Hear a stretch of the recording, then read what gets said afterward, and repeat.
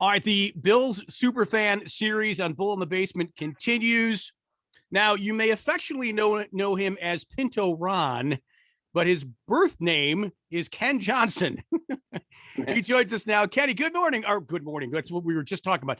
Good day to you. How are you, man? Good to see your face. Great to be here this evening. Right. I can't stand those 6 o'clock in the morning calls. I don't blame you at all. So with the Superfan series, like we've had John Lang on, we're going to have the chefs on and a bunch more.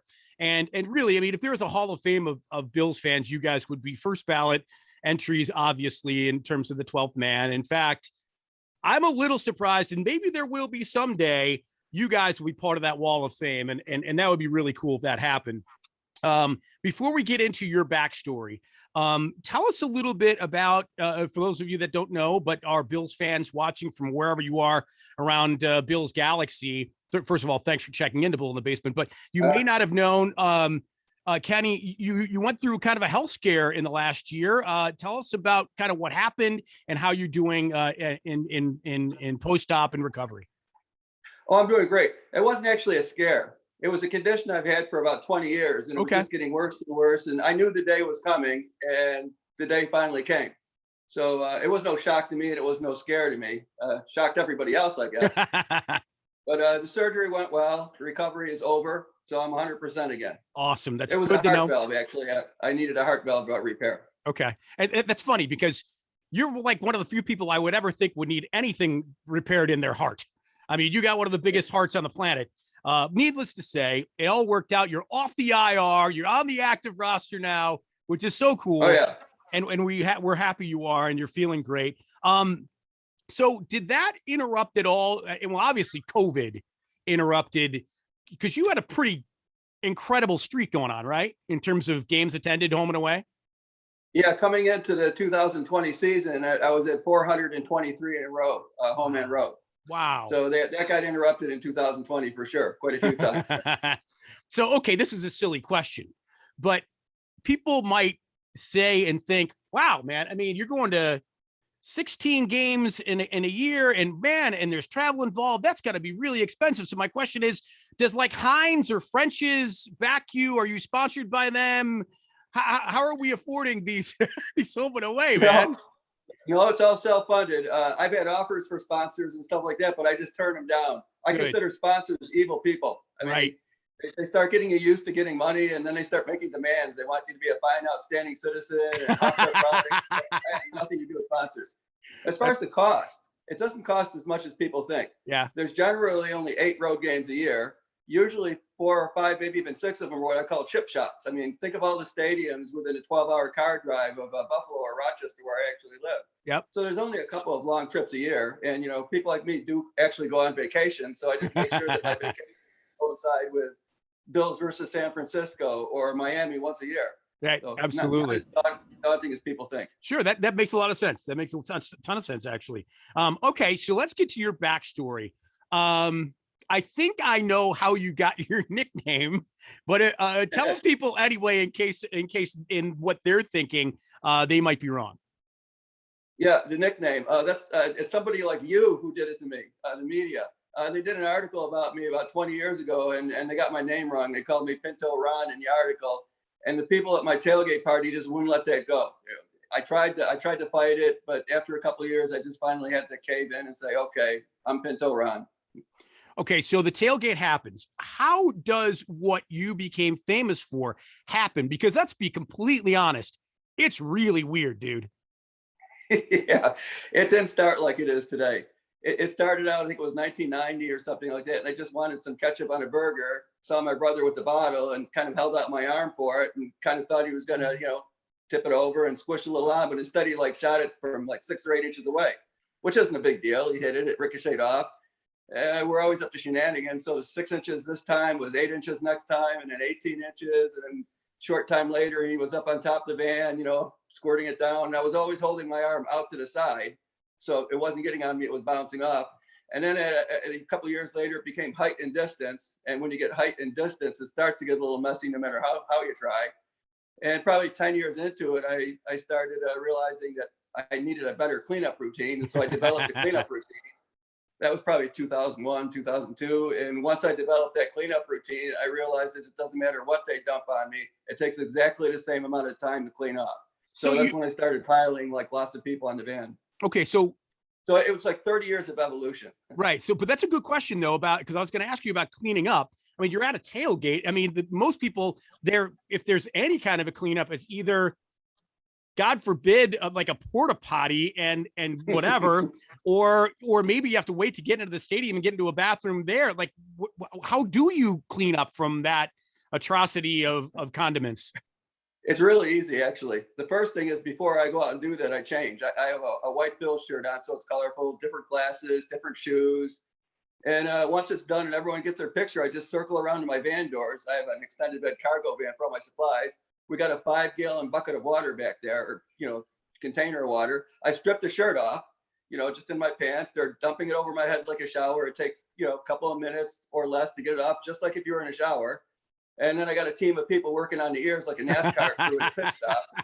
And within 5 or 6 minutes, I'm generally cleaned up. I go in the van, close the door, and I got a complete change of clothes. So no more than 10 minutes after I decide to clean up, I'll jump out of the van, and the only thing people will notice is my hair's a little wet. I'll be perfectly clean. So let's explain too, because you have I'm doing the math, sorry, 3 decades of tailgating. You have been in different places, right? You currently you're in Hammerslot, right? But you were not always in Hammerslot, right? No, prior to this, it was lot 1, and it got a bit restrictive. I moved out of lot 1 in the year, I think, 2010. It was a reaction to them only allowing 4 hours of tailgate and actually kicking out 2 hours after. It was a real killer. It's hard to clean up my mess in 2 hours. And prior to that, from about I moved to lot 1 in 97. Lot 1, by the way, is the lot near the practice bubble. Yep. Before that, I was where the original practice bubble was, in that lot, and we kind of got kicked out of that in 97 when they dropped the current training facility at my old spot. So I've been basically in 3 spots over the 30 years.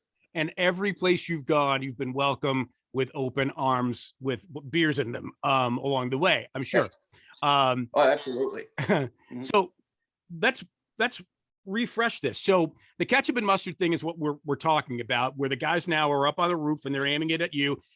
It's now become, I mean, you're on national TV, like every time there's a Bills game, or even local, regional network TV, like all the time. And you've actually had celebrities want to play your role, basically, right? And get the ketchup and mustard sprayed on you, or vice versa, right? Yeah, I've had guests come out. Yeah. I don't do that very often, though, because it's kind of disruptive to the whole process.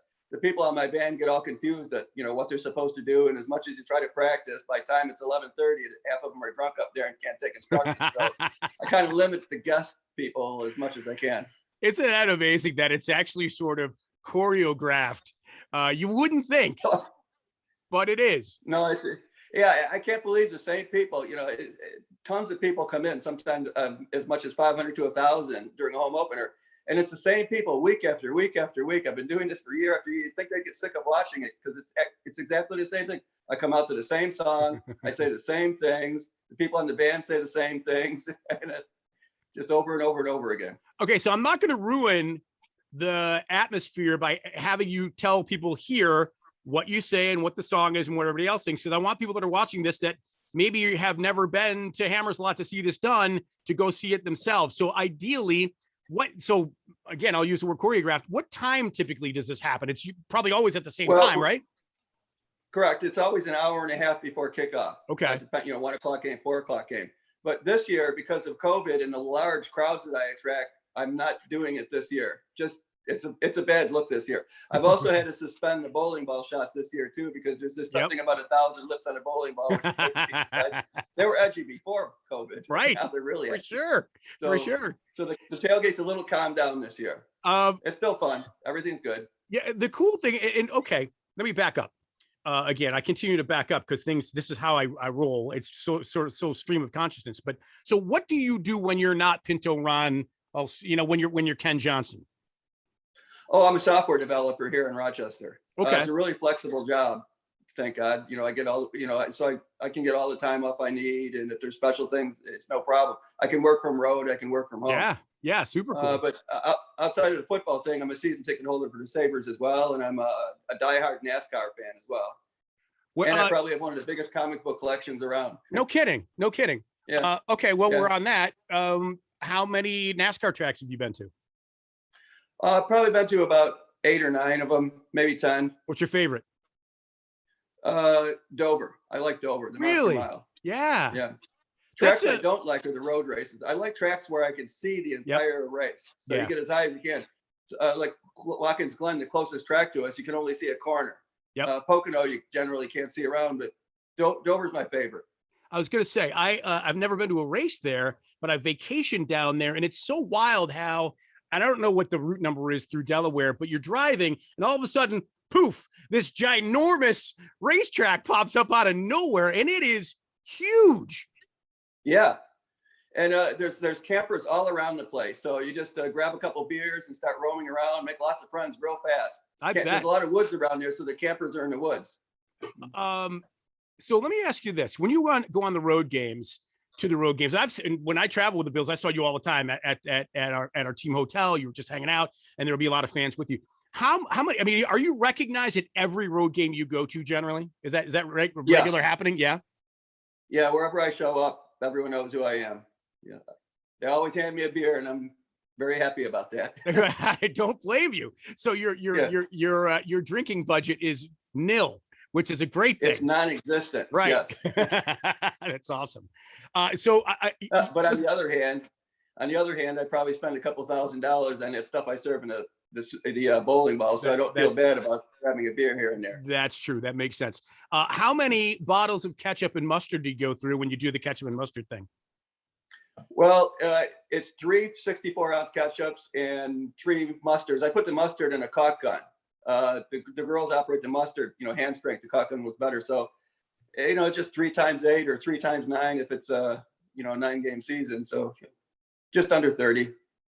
Have people offered to pay to be the recipient of the ketchup and mustard, or pay to be the people shooting the ketchup and mustard just because they want to say they did it? That, in other words, it's become another sort of, tourist attraction here in Western New York. Yeah. If we can't get somebody up there, they do actually try to bribe me to get them up there, but I take no money at my tailgate party. It's just completely self-funded. Like I said, no sponsors, no tip jar, nothing. So I don't take money. If I think they should go up there, they'll be up there. So what would be your protocol for judging whether or not a person is able? You mentioned drunkenness. Obviously, that's number one, probably. But beyond that, what boxes need to be checked for somebody if there was a spot open for them to get on top of that truck and spray you? Well, it's generally somebody I know fairly well. Right. I'm very partial to people who run Bills backers groups across the nation.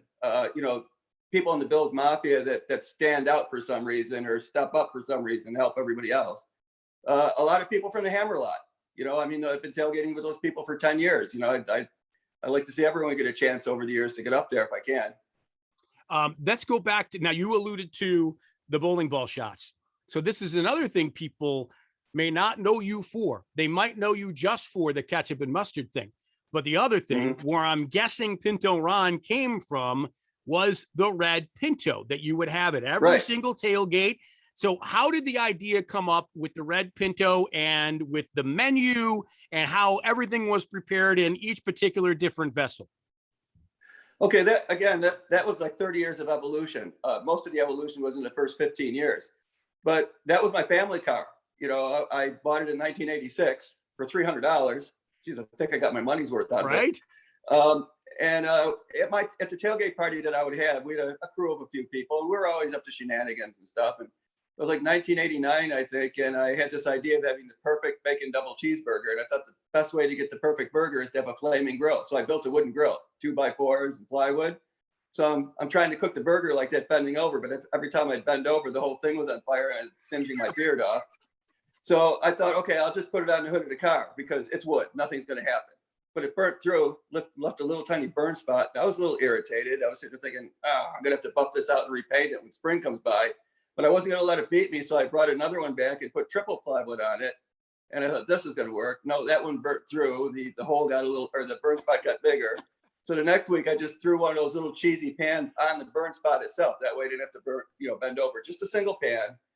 and I cook burgers and I was trying to do the bacon, and the bacon wasn't working. You ever try to do bacon strips on the grill? It doesn't work at all. No. So I'm looking in the back of the car and I see a saw. All I can see is metal. Yeah. So I put the saw across there and sizzle it. Well, when the off season came, I never actually did buff that hood out. Same car comes back with the burn spot. And so I threw two grills on there, one for the bacon, one for the burger. And just like every year or two, I would just add another one. It got to the point where it wasn't my family car anymore, so I could do anything I wanted with it. And, for 15 years, I kept throwing more and more stuff on it. Right now, I have a real estate problem. We have a lot of grills off to the side, like the wheelbarrow and the mailbox and the pizza oven, and 6 or 7 grills on it. If I think of something new, I have to get rid of something that's already there. So not a lot of turnover anymore. Okay, so you're being a little vague for us, because the pizza oven is not. If you don't know what the pizza oven is, it's not what you think. Yeah, I got one of my longtime tailgaters with me. His name's Pizza Pete, we call him. And he's got a filing cabinet there, and he actually cooks pizza right in the filing cabinet. He'll make probably about 7, 8, or 9 pizzas a game. It's all handmade. Even the herbs are from his garden. I brought that thing like 1999, and my idea was to try to make a dessert oven out of the filing cabinet. So 2 preseason games, and I tried to do brownies the first week, and I just burnt them badly. I tried to do pies the second week, and they just were raw and gooey. And Pete just looks at me and he says, "Let me take this home. I got an idea." He comes back the home opener. He's got this great idea for cooking pizzas. And he's been doing it 21 years now. Unbelievable. So it's been a big hit. That is so cool. So the other things too about the hood of the Pinto at this point, it still exists, right? It still runs. Okay.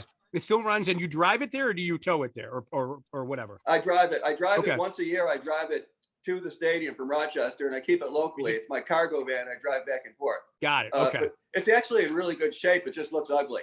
Yeah. It's a hard balance of keeping that thing looking good, but not improving its appearance too much. And knowing what you've done with it in terms of your, entrepreneurship, or whatever the word is, just being creative with your car, I'm assuming you created some sort of rear armor for it. We know the history of red Pintos. This is 1980, the last year they made it. The exploding Pintos ended in 77. Oh, I did thank have God. one of those exploding Pintos, actually. But this is actually my second Pinto. Oh, very good. Not the exploding version. So why the love affair of the Pinto? It wasn't a love affair with Pintos at all. I'm cheap, and whenever one of my cars was on its last leg, I put the word out, I need a new car. And the first person that came along with a car for like $300, I grabbed it. It's just a coincidence that I had 2 Pintos. That's great. That's great. Hey, if you were younger, because you're old school, but if you were younger, would you go through a table? Yeah, I probably would. Yeah. Okay. But I probably, if I did it now, I definitely break. So no tables for me. Right. I think that's true for a lot of us. Do you have any idea how many TV appearances you've made? Well, media appearances or TV? TV, just, like on a pregame or a halftime or TV. Hundreds, probably. Thousands. Yes, hundreds. Yeah. I was trying to figure. I think media appearances general is probably 750, closing in. Yeah. It's a hard question to answer, because first you got the direct pieces like we're doing right now, and then you got the repackaged pieces. So there's a lot of repackaging of stuff I've done before. But definitely a couple hundred times where it was a direct. But that's not a big number when you're talking about 25 or 30 years. Yeah. You do 10 a year or 8 a year and multiply it by 20, and you get up there pretty fast. Well, I have 0. So me being part of the media doesn't count. So I have 0 tailgating interviews or anything that I've given. So that's what you've done is pretty damn good. Mm-hmm. Favorite all-time player? Let's get into some Bills stuff. Who's your favorite all-time Bills player? Actually, I like to shock people and say that my favorite all-time player is Lou Picone. He wasn't really one of my. Do you remember the name Lou Picone? Of course. Yeah, he was a Steve Tasker like wide receiver back in the early 80s. Yep. And he was one of my favorite players of all time, because I'm a big fan of underdogs. But if you had to ask me more seriously, which you are, I'd say Freddie Jackson. I love Freddie Jackson. I was a big OJ fan too. I'll tell you that. Sure. I know that's not popular, but listen, Freddie Jackson and Kyle Williams is way up there. Yeah. Although he hasn't met the 5-year retired eligibility yet for me to be able to declare him as such. That's right. That's right. And listen, when you talk about OJ, his football career by itself was phenomenal. There's no argument there, I think, so I'm with you 100%. OJ was a phenomenal football player. And Freddie Jackson, and I think I sort of get the vibe from you. You like the people's player, right? I mean, these are guys that if they hadn't, probably would have at some point stopped to your tailgate, maybe after the game at some point, or maybe as they drove in, waved and saw you or something, right? Mm-hmm. Yeah. Yeah, I tend to go for the players like Freddie Jackson. I don't wear the numbers of the big stars, right? Unless I have to, for some reason. But generally, I pick one of the underdogs or just a solid blue collar type of guy. So you have an Alex Van Pelt jersey? I did actually have an Alex Van Pelt jersey. Come on! Yeah, the Pillsbury Doughboy. That's I remember right. that well. That's right. Yeah. That's right. I think only 1 year though. Yeah. Right. So I think we've hit everything in terms of your tailgate and why it's so popular and why you were such a super fan and why everybody, when they talk about, especially out of towners, and I know out of towners that have come and asked me and whether I'm going to the game with them or not, they say, well, what do we got to do in the pregame? I said, you got to do this, right? And you're on that list. So all of the things that we've talked about have contributed to why I'm sure other people have called you super fan, but you're on my list of super fans. That's why we're doing this. At any rate, are there people that I'm missing that are your equal? Like John Lang was on. The Chefs are going to be on in a couple of days. The two biggest ones, because we've been around a long time, the Chefs and Elvis. Yeah. Because we've all been around 30 years each. Yep. A lot of people have popped up more recently. They pop up, they go away. They pop up, they go away.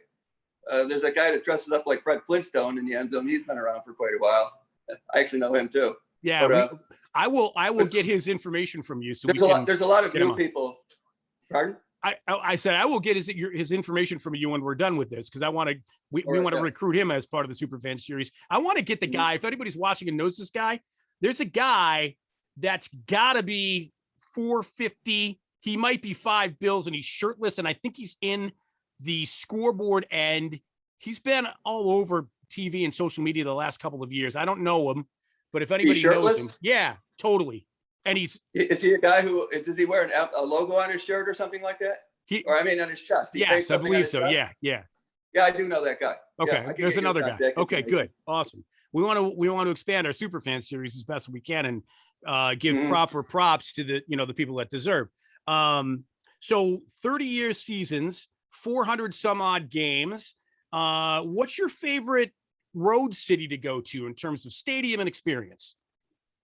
Well, as far as the entire experience, some of the best places to go are where they have big Bills backers organizations that just step up and take care of us. San Diego is very good. Denver is very good. Houston is very good. Carolina, big, huge group down there. Atlanta. If I list off too many, I'm going to forget a couple, and they're going to watch your show and get mad at me. But those are coming to main ones. I've missed a couple. Yeah. So these cities, they step up and they have Friday parties, Saturday parties. They take care of the tailgate. It's just a good experience. Yeah. As far as stadiums, I'm an upper deck guy. So I kind of rate stadiums by how fast can I get up to the upper deck, how fast can I get through the concessions, and how fast can I get through the bathrooms.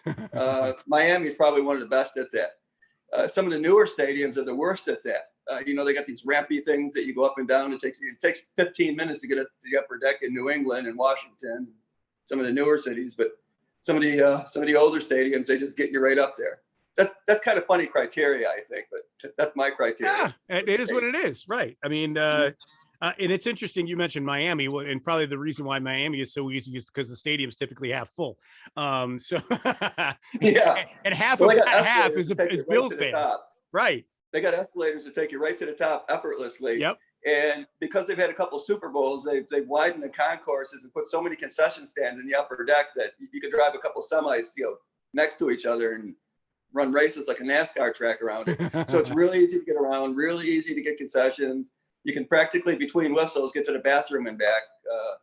That's my criteria. That works. And they got a big cover over it now too, so all the riffraff in the upper deck don't get the sun on them. That's Only right. the rich people in the lower bowl get the sun on them. That's interesting. What's a typical Bills home Sunday like for you? Like what time are you up? What time do you leave? Do you pack everything the night before?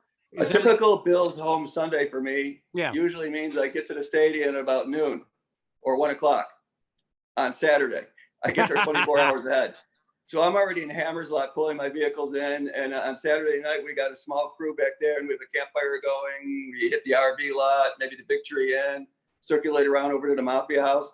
So I'm there 24 hours ahead. So that's my Sunday morning routine. I actually stay in the lot. I stayed in the lot last week. And so I usually pop up at about 5:45, mostly because I have to help out the parking in the Hammer Lot. Sure. Yeah. Yeah.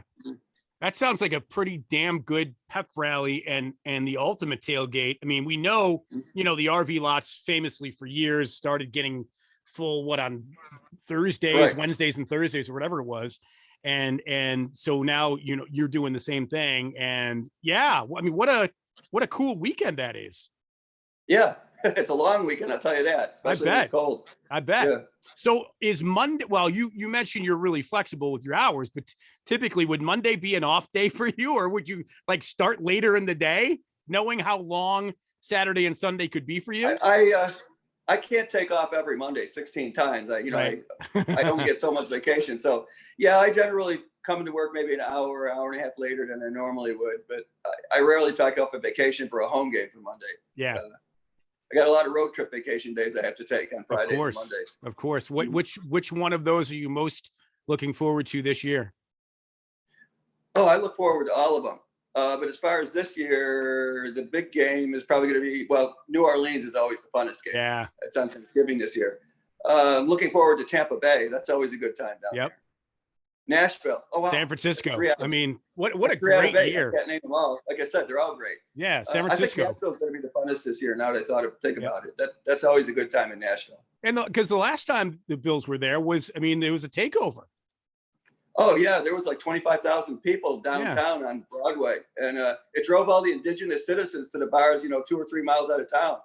They weren't angry at us, but you'd see a lot of the locals show up and go, we haven't been to this bar outside of town in a couple of weeks. Maybe we should stop by there rather than go to this one just packed with Bills fans. So we drove them all out. I haven't been, as a fan, I haven't been to a lot of road games, but I did go to the Jacksonville playoff game. And again, I was in that one massive Bills parking lot, and it lot X. Oh, it was, yeah, exactly. And it was nuts. And I've told the story a million times, but I can't tell you how many times we walked by a Jacksonville fan and they were like, man, you guys are nuts. You guys are crazy. Like, this is how you do it. And we're like, yeah, this is how you do it. So take a lesson, watch and learn.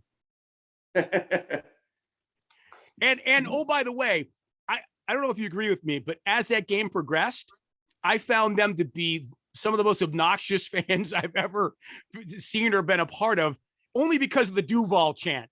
That drove me crazy during that game. Oh, yeah. There's a lot of stadiums with those silly chants that will drive you crazy. Like that stupid line in Detroit. With the guy singing? Yeah. Yeah. Well, no, there's a lion in Detroit that roars, Oh, okay. Play. There's the Denver, every time it's a first down, the PA goes, and it's a first. And he shuts up and all the crowd says, down, or something like that. Yeah. And those things drive me crazy. Yeah. This has been really great, man. Is there anything that you need to tell us that I'm missing on your incredible super fandom of the Bills over the years? Oh, no, not really. How many, so go ahead. I'm sorry. Whoops. Yeah, an alarm just went off on the phone. No, you're good. Bring it back. I got you. Okay. The folks are just looking at Ken's iPhone on the screen right now, but they can still hear you. Oh, okay. So at any rate, what's your home? Are you married, kids, the whole deal? Yeah, I'm married and I have 3 kids. Okay. I'm assuming. I'm married for 40 years, so we survived all the football. And clearly, what's that discussion like when all of this craziness starts in 1990? Was she on board, or was she like, get the hell out of the house and go have fun and root on your Bills? No, like I keep saying over and over and over, this was 30 or 35 years of evolution, and it didn't start all at once. So it was a very gradual process from back then when I just casually went to a couple games to now when I do the whole thing. So there was no point where anyone saw this coming because it took so long to come. Is there, I can't believe I'm going to say this word. Is there retirement in your future? And have you groomed, like, will there be Pinto Ron Juniors, like your children, to take over the almost impossible shoe to wear going forward? Yeah, it doesn't look like the kids want to. They like to party at the tailgate. But when Right. it comes for any kind of effort, they disappear about as fast as you can. Hair gone so fast. So we'll see what happens in the future. Yeah. Awesome. Well, as far as retirement, I'm even if I stop doing the Red Pinto tailgate or something, I'm still going to keep going to the road games as long as I can, because that's a blast. Yeah, no doubt about it. The Bills travel well. They do. I think the NFL knows it well. And I'll tell you. Go ahead. There's 3 traveling teams: Bills, Pittsburgh, and Green Bay. Yep. They have like tens of thousands of fans traveling to every game. And I'll tell you what an ultimate road trip it would be to go to the brand new SoFi Stadium in Los Angeles in February, huh? Oh, well, I'm planning on it. I'm already looking for Super Bowl tickets. You can get them cheaper now than when we'll get them in the end of January. Right. It's really, it's funny that you bring that up, because I was talking, and I can't remember if it was in my conversation with John Lang or not, or with just a friend about this, but one of them said, you know what? I don't know if I want to go. I think I'd rather be in Buffalo if and when they win the Super Bowl, to see what the city's reaction, to watch the Armageddon, what the city burning when that happens, hopefully this year. But they were like, yeah, I don't know if I want to actually go to the game. I want to be here and celebrate with all the fans instead of being there. We can watch it, but we can say, you know what I mean? Like it is sort of a catch-22, I think, for a lot of people. Yeah, I've actually thought about that myself, and I reject not being at the game pretty strongly. So I'll be at the game. Okay, very good. Very good. Yeah. This has been great, man. I really appreciate you doing this, and awesome backstory for people that don't know the backstory of all the things you do and have done for 30 years and continue to do in Hammers Lot. So for anyone watching that is planning to go to any tailgate the rest of the year, if you've never been to Hammers Lot, get there no later than 11:30. Make sure you're there for the ketchup and the mustard. Look out for Pinto Ron, aka Ken Johnson, because he is an absolute beauty and someone that we're super proud of in terms of the super fans of the Buffalo Bills. Thanks, man, for doing this. Enjoy the game on Sunday and throughout the year, and we'll catch up soon. All right. Sorry, terrible pun. Bad pun. Sorry. All right. Thanks for having me. You got it, man. Talk soon. Yeah. All right.